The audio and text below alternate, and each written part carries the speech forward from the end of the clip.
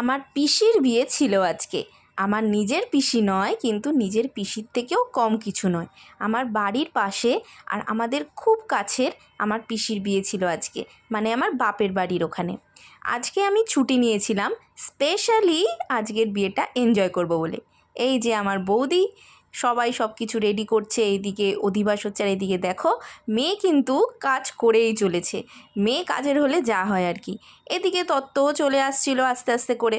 আমার এই সমস্ত দেখে আমার বিয়ের কথা প্রচণ্ড পরিমাণে মনে পড়ে যাচ্ছিল।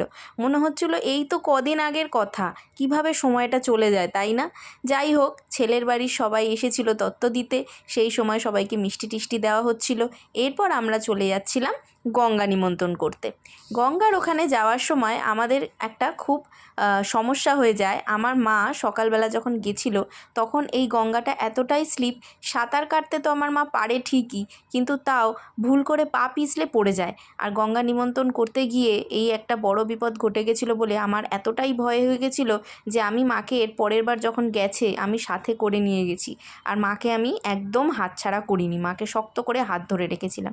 এরপর সমস্ত রিচুয়ালস হয়ে গেছে ওখানে, এখন হলুদ বাটা চলছে, এরপর শুরু হবে গায়ে হলুদ। আমার কিন্তু খুব আনন্দ হচ্ছিল, কারণ আমার বিয়ের পর এটা ফার্স্ট বিয়ে যেখানে আমি প্রথমবার আর কি বিয়ের পরে কারোর হলুদ দেখছি। আর হলুদের ওদের যে কাজগুলো হয় সেই কাজও আমি কিছু কিছু করতে পারছিলাম। তো এইগুলো আমি সারা জীবন দেখেছি।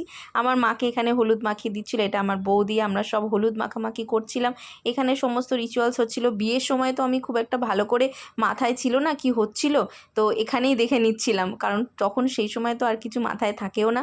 যাই হোক, দুপুরবেলা প্রচণ্ড খিদে পেয়ে গেছিলো, আমরা এসে আগে খেতে বসে গেছিলাম।